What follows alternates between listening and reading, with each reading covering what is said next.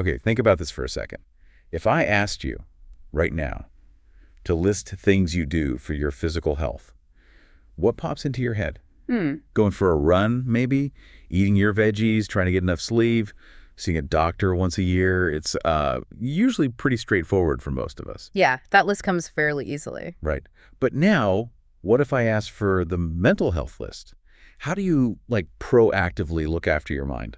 That often feels a bit trickier, doesn't it? It really does. It can feel harder to pin down, maybe harder to prioritize. And look, if that resonates with you, you're definitely not alone. So today we're doing a deep dive into something called mental health first aid. Our mission really is to unpack why looking after our mental well-being is just as vital as physical health and how we can actually do that. Exactly.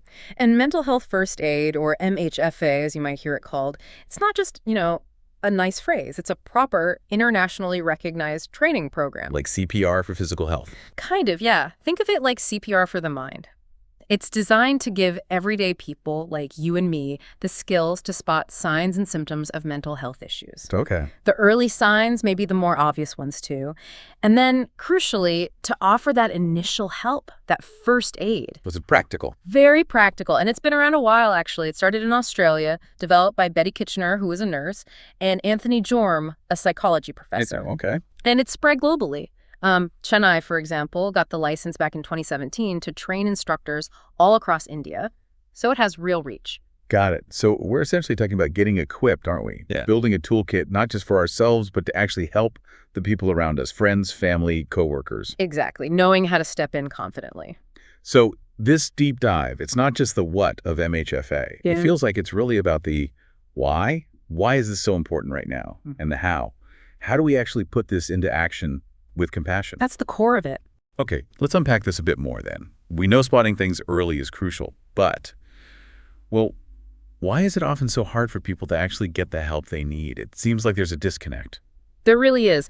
And a big part of it goes back to how society tends to view things. How so? Well, think about growing up. Your parents probably told you, eat your greens or get enough sleep before that exam so you don't get sick, right? Yeah, standard advice. Very standard for physical health. But how often do we get that same urgent, consistent advice about our mental well-being? Probably not as much. It's Yeah. often felt like something you just deal with silently. Exactly, often an afterthought. And that's a huge oversight, especially when you look at the numbers. There was a big study by Nimhans in India between 2014 and 2016. Okay, what did that find? It found around 10% of the population deals with common mental disorders like anxiety or depression. Okay. About 1% face severe conditions. Wow, 10%. And maybe even more telling, they estimate that 13%, more than 1 in 10 people, will likely be diagnosed with some kind of mental disorder at least once in their life. That's a lot of people. It is. And importantly, even if you don't have a formal diagnosis, just the daily grind, work stress, study pressure, maybe living in crowded conditions, not having enough social support, all that can really wear down your mental health over time. Right, doesn't have to be a diagnosed illness to be struggling. Absolutely not. And that's why catching those struggles early, seeing those signs, can be such a game changer. How so? What are the real benefits of spotting it early? Well, several things. First, early diagnosis can sometimes stop a more severe form of an illness from developing in the first place. Okay, prevention. Exactly. Second, it means people can get help sooner. We call that early intervention, getting support before things spiral. Makes sense. And third, for someone who's maybe had issues before and started to feel better, recognizing any returning symptoms early can help prevent a relapse, stop them from sliding back. So, okay, the need is huge. Early help is vital. But we come back to that paradox. Why are people not getting this help? What are the big roadblocks? Yeah, it's frustrating, isn't it? There are definitely some major hurdles. One of the biggest and perhaps the most difficult is stigma. Ah, stigma. We hear that word a lot. We do.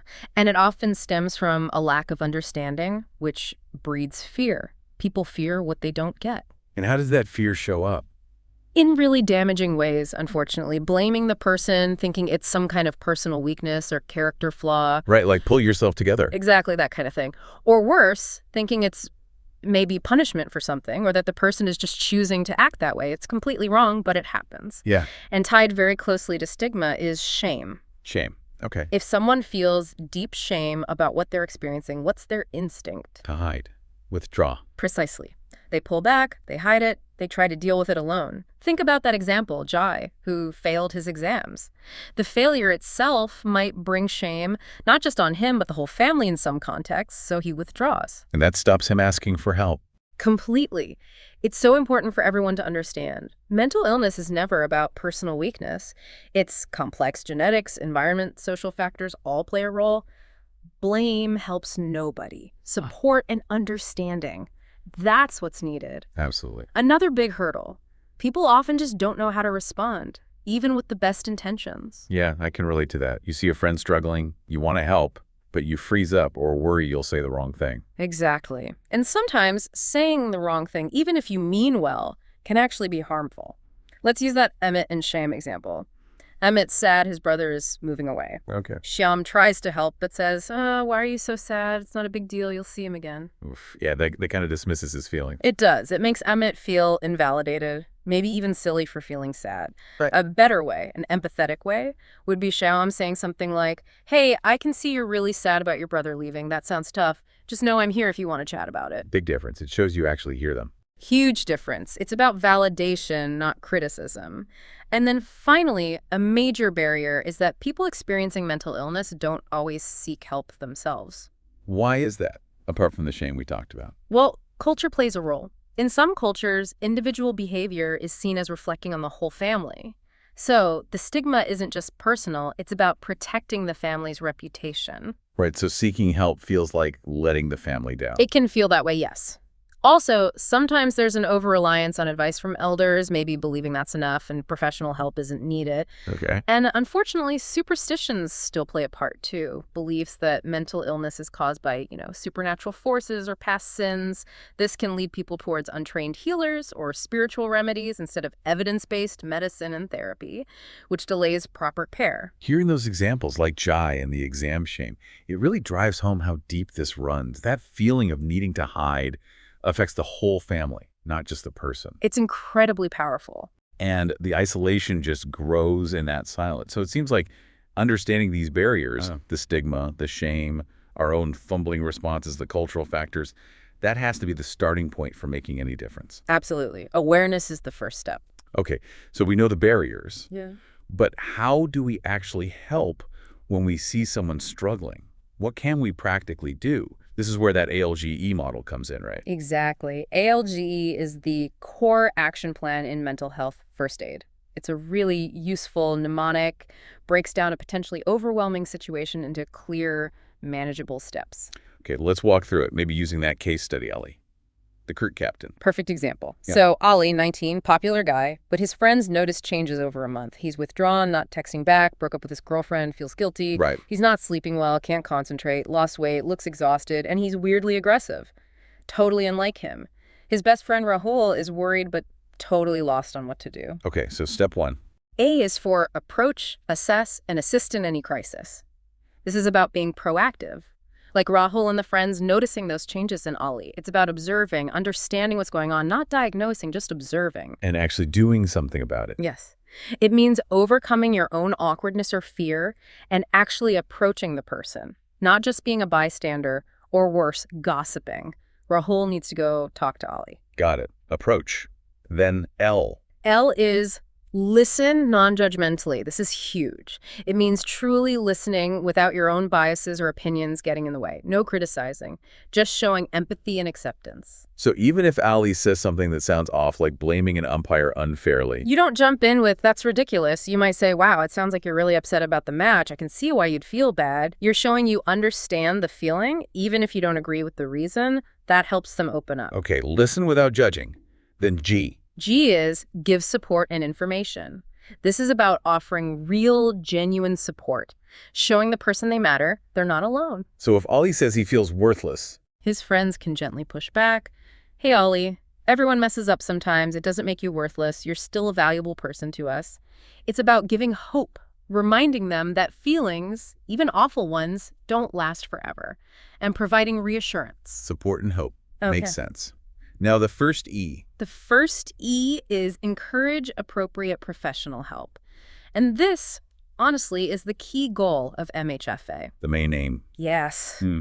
Just like you see a doctor for a physical illness, mental health issues need trained professionals, counselors, psychologists, psychiatrists.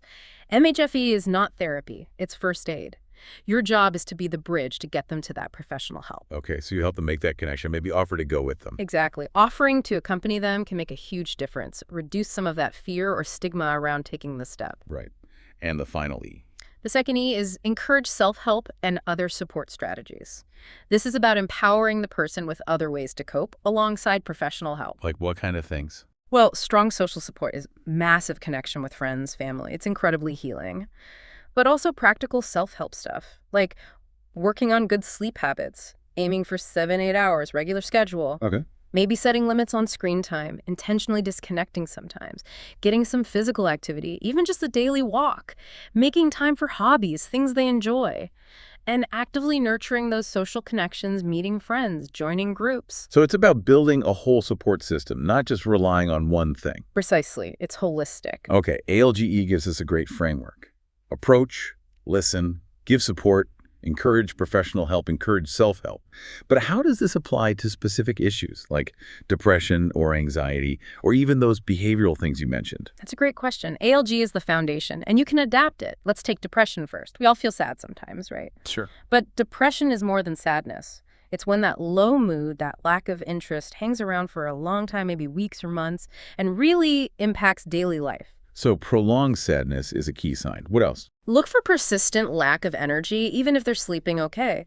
Withdrawing from activities they used to love, changes in sleep or appetite, sleeping way more or less, eating more or less, difficulty concentrating. Okay. And pay attention to negative thinking patterns. Lots of, I'm worthless, I'm unlovable, things will never get better talk.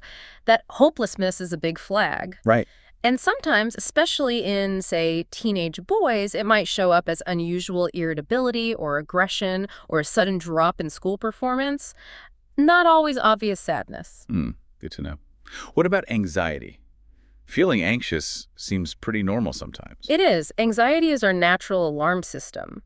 But it becomes a problem when the feeling is way out of proportion to the situation, or it just doesn't go away even when the stressful thing is over. That might signal an anxiety disorder. What causes that? It can be a mix of things: genetics, brain chemistry, maybe stressful life events like trauma, or even intense pressure like exams. Okay. And the symptoms. How does anxiety show up? You can often see symptoms across 3 areas. Psychologically, their mind might be racing, they can't concentrate, they're forgetful, maybe really irritable. Okay. Physically, you might see heart palpitations, shortness of breath, feeling dizzy, maybe just fidgety and restless all the time. And behaviorally, they might start avoiding certain people or places, maybe repetitive actions like checking things over and over, or just feeling this intense need to escape situations. That sounds really disruptive. Are there simple things you can suggest, like self-help-wise? Definitely. There are some really practical techniques. One is the 5-4-3-2-1 grounding technique. It's great when someone feels overwhelmed. How does that work? You just guide them to notice 5 things they can see right now, 4 things they can physically touch, 3 things they can hear, 2 things they can smell, and 1 thing they can taste. It pulls them back to the present moment. Simple, but I can see how that would help focus. It really can. Another good one is 4-7-8 breathing. It's a relaxation technique. You have them breathe out completely. Then breathe in through their nose for 4 seconds, hold the breath for 7 seconds, and breathe out slowly through their mouth for 8 seconds. Repeat that a few times. It physically calms the nervous system. Useful tools to have in mind. Now, you also mentioned behavioral issues, things often overlooked. Yes, it's like behavioral addictions. We tend to think of addiction mainly with substances, alcohol, drugs. But people can get hooked on activities too. Like what? Shopping, gambling, internet use, social media, even exercise sometimes. Things that start out normal but become compulsive and harmful. How do you know when it crosses the line? Key signs are they can't stop doing it even though they want to because it gives them some kind of reward or escape. It starts negatively affecting their relationships, work, or school, and they keep doing it despite these negative consequences. Right. The DSM-5, which is the manual professionals use, doesn't classify all of these as formal disorders yet, but they're definitely a major concern. And internet and social media use seems like a huge one today. It really is. That Nimmohan Shut Clinic in Bengaluru, that's the Service for Healthy Use of Technology, was set up specifically for this. They see cases like that 26-year-old guy addicted to Netflix, using it to escape his life problems. Oh. It really highlights that the tech itself isn't inherently bad. It's how we use it, how long we use it, and what we're using it for. Is it becoming a crutch? Is it excessive online gambling, gaming, pornography? That's when it gets problematic. Is there a way to sort of check yourself or notice it in others? Yeah, there's a simple self-assessment called the 4 C's. Ask yourself or observe. Is there craving an intense urge to be online? Is there a loss of control difficulty, limiting time spent? Is there compulsion, feeling driven to use it even when you shouldn't? And are there negative consequences physically or psychologically? Okay. Craving, control, compulsion, consequences. If the answer is yes to 3 or more, it's definitely something to look into more closely. You might also see other red flags like constant procrastination on real-world tasks, losing track of time online, neglecting meals or sleep to stay online, poor personal hygiene or physical stuff like headaches, neck pain, eye strain. It's fascinating how much we, as informed friends or colleagues, can actually observe and potentially help with. But there's a clear boundary, isn't there? Absolutely crucial point. What's insightful here is realizing that while first aid is powerful for identifying and supporting, it's not the treatment itself. There's a line. It's the start, not the whole journey. Precisely. And that really leads to the core message we need to land on. Mental health first aid is vital. It's essential for spotting those early signs, offering that immediate support, being that initial connection. Right. But only trained, certified mental health professionals, counselors, psychologists, psychiatrists have the skills and qualifications to provide proper treatment, diagnosis, and potentially, a cure for psychological issues. So the first aider's role is clear. Very clear. Your role as a layperson, as a first aider, is to be the bridge. You are that compassionate link between the person who's struggling and the professional help they need and deserve. You help them cross that bridge. That's a really powerful way to put it, the bridge. So when you boil it all down, mental health first aid, it's just as important as physical first aid, isn't it? Yeah. It can be genuinely life-saving. It absolutely can be. It's about being prepared, being aware, and being willing to act with empathy. So if we kind of zoom out, connect this to the bigger picture, just think about how many people might be suffering in silence right now. Because those early signs are missed, or because those barriers we talked about, the stigma, the shame feel just too high to overcome. It's a sobering thought. So knowing about mental health first aid, understanding ALGE, it's not just like trivia. It's potentially a lifeline you can offer someone. It's a real act of care. So the question for you listening now is, what steps can you take starting today to be that vital bridge for someone in your own life?